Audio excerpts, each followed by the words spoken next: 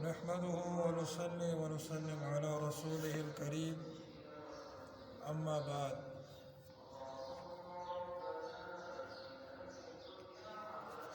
حضرت ابو ہریرہ رضی اللہ تعالیٰ عنہ سے روایت ہے کہ رسول اللہ صلی اللہ علیہ وسلم نے ارشاد فرمایا، 3 آدمی وہ ہیں جن سے اللہ تعالیٰ قیامت کے دن نہ بات کرے گا، نہ ان کی طرف نظر رحمت کرے گا اور نہ ان کو پاک کرے گا، اور ان کو بڑا دردناک عذاب دیا جائے گا۔ ایک وہ شخص جو جنگل میں کسی پانی کے پاس ہو اور وہ پانی اس کی ضرورت سے زائد ہو اور پھر وہ کسی مسافر کو نہ پینے دے، اور ایک وہ شخص جس نے کسی سے اپنے مال کا سودا کیا عصر کے بعد، اس نے اللہ کی قسم کھائی کہ اس نے یہ مال اتنے داموں میں خریدا ہے، خریدار نے اس کو سچ سمجھ کر وہ مال لے لیا، حالانکہ اس نے جو بتایا خلاف واقعہ تھا۔ اور تیسرا وہ شخص جس نے کسی امام سے بیعت کی اور بیعت کا مقصد صرف دنیا حاصل کرنا تھا، اگر امام اس کی مراد پوری کرتا ہے تو وہ اس کا وفادار رہتا ہے، اور اگر وہ اس کی مراد پوری نہیں کرتا تو وہ وفادار نہیں رہتا۔ فائدہ: مال بیچتے وقت آدمی کو یہ تو اختیار ہے کہ اپنی خرید کے دام نہ بتائے اور بیچنے کے جو مناسب دام ہوتے ہیں وہ لگا لے، لیکن یہ بات اس کے لیے جائز نہیں ہے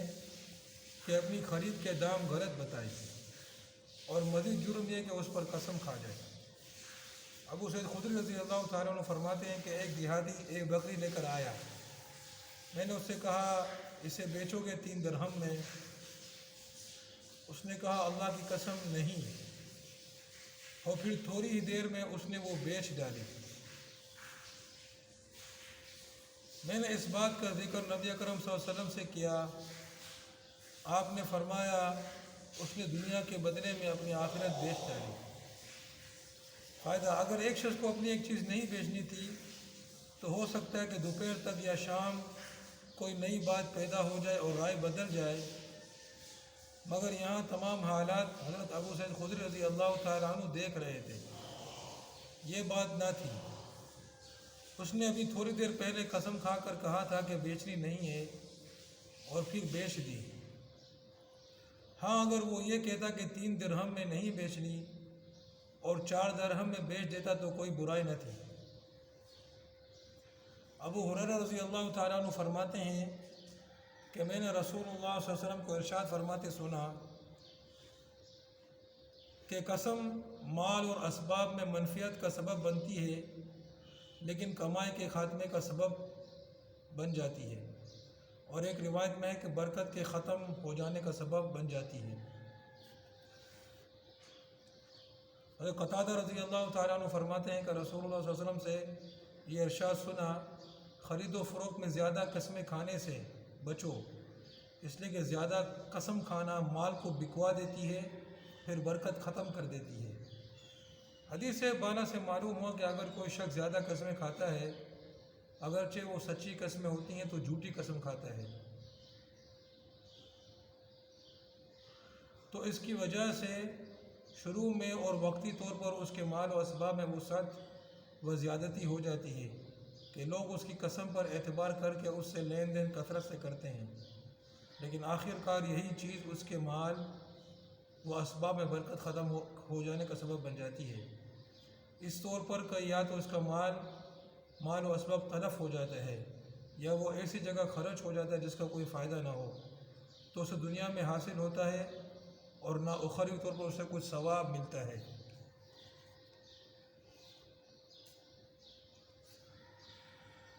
ابو ہریرہ رضی اللہ تعالیٰ عنہ سے روایت ہے کہ رسول اللہ صلی اللہ علیہ وسلم نے ارشاد فرمایا، اللہ عز و جل ارشاد فرماتا ہے 2 شریکوں کا کاروباری ساجھیوں کا تیسرا میں شریک ہوں، 4 شریک ہوں تو 5واں، اور نگہبان میں ہوتا ہوں کہ جب تک کہ کوئی شریک ان میں سے اپنے ساتھی سے خیانت نہ کرے، جب کوئی خیانت کر لیتا ہے تو میں ان کے درمیان سے ہٹ جاتا ہوں۔ اور ایک روایت میں ہے کہ آپ صلی اللہ علیہ وسلم نے فرمایا پھر شیطان ان کے درمیان آ جاتا ہے۔ اور ایک روایت میں ہے کہ آپ صلی اللہ علیہ وسلم نے ارشاد فرمایا اللہ دونوں شریکوں پر رہتا ہے، اللہ کا ہاتھ دونوں شریکوں پر رہتا ہے جب تک کہ کوئی ان میں سے اپنے شریک سے خیانت نہ کرے۔ جب کوئی ساتھی خیانت کرتا ہے تو اللہ تعالیٰ اپنا ہاتھ ان دونوں سے اٹھا لیتا ہے۔ مطلب یہ کہ جب تک دیانت و امانت کے ساتھ باہم شریک رہتے ہیں میری برکت اور محافظت ان پر رہتی ہے اور ان کو نقصان و تباہی سے بچاتا ہوں اور ان کی مدد کرتا ہوں۔ اور جب بددیانتی کے جراثیم پیدا ہو جاتے ہیں، خیانت کرنے لگتے ہیں تو میری محافظت اور برکت ان سے ہٹ جاتی ہے اور شیطان ان پر تسلط ہو جاتا ہے، برکت ختم ہو جاتی ہے۔ حدیث سے معلوم ہوا کہ معاملات بطور خاص تجارت وغیرہ میں شرکت مستحب ہے، کیونکہ اس کی وجہ سے کاروبار اور مال و سرمایہ میں اللہ کی برکت نازل ہوتی ہے جو تنہا کاروبار کرنے والے کو حاصل نہیں ہوتی۔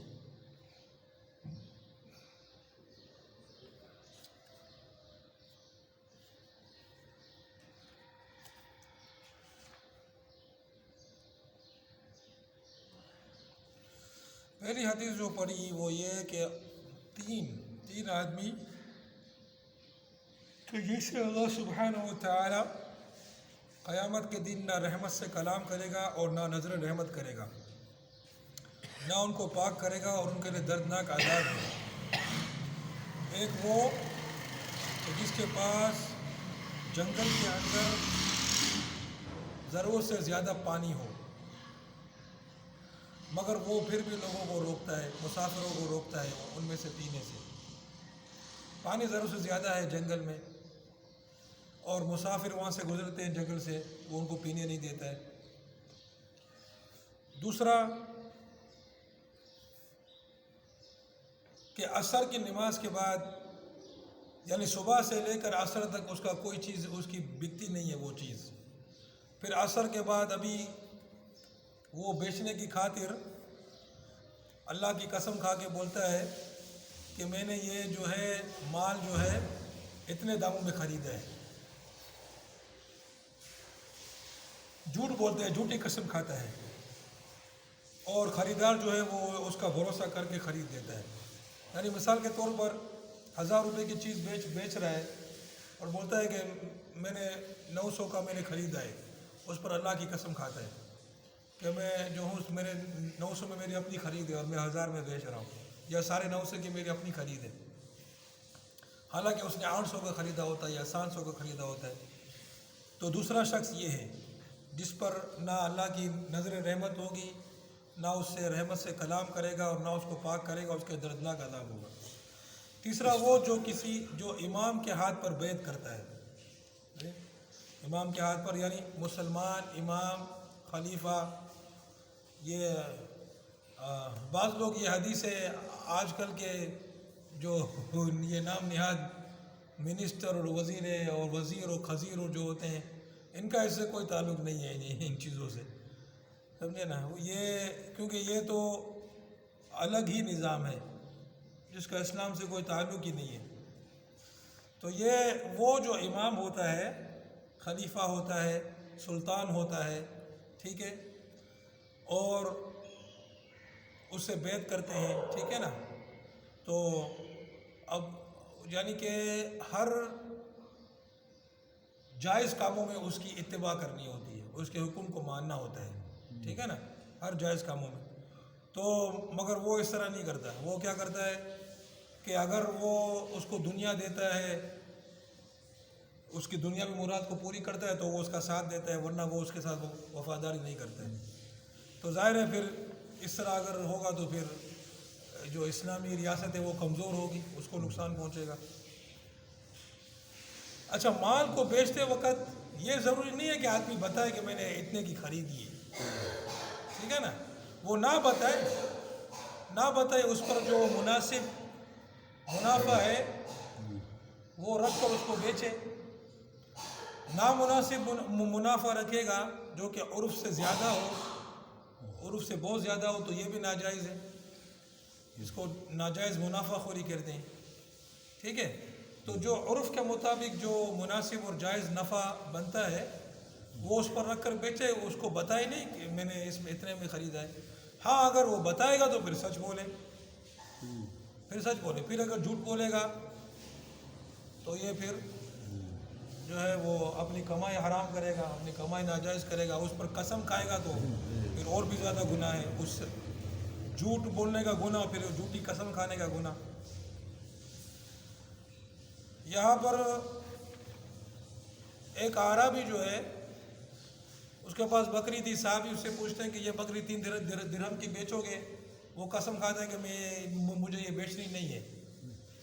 قسم کھاتا ہے مجھے یہ بیچنی نہیں ہے، اور پھر وہ جو ہے کسی اور کو بیچ دیتا ہے۔ تو اس پر بھی نبی اکرم صلی اللہ علیہ وسلم نے فرمایا کہ دنیا کے بدلے میں آخرت بیچ ڈالی۔ بھائی تم نے قسم کھائی ہے کہ تم کو یہ نہیں بیچنی ہے اور پھر تم بیچ رہے ہو اس کو، صحیح نا؟ اب تو بہت سے لوگ ایسے بھی کرتے ہیں، بات بات پر جھوٹ بولتے ہیں، صحیح ہے، اور پھر جھوٹ بولنا، پھر جھوٹی قسم کھانا، یہ اس سے بھی زیادہ۔ پھر جو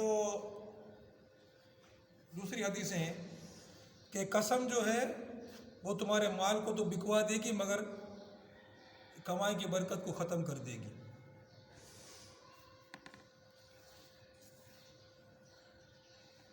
اور ایک حدیث میں یہ بھی ہے کہ کثرت کے ساتھ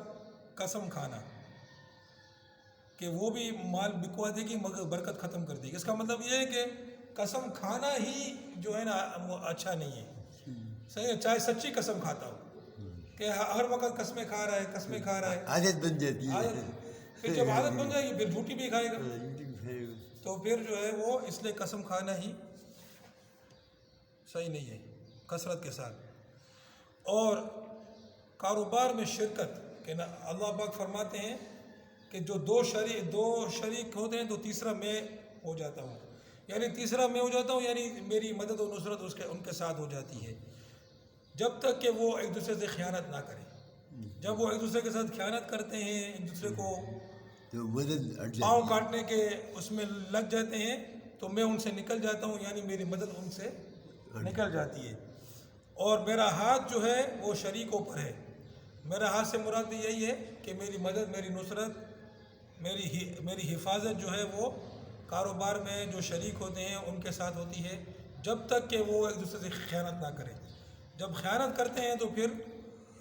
پھر میری جو ہے وہ حفاظت، میری مدد، میری نصرت، میری برکت، میری نعمت نکل جاتی ہے۔ اور ایک حدیث میں یہ بھی ہے کہ شیطان ان پر مسلط ہو جاتا ہے، ایک روایت میں اس طرح بھی آیا ہے۔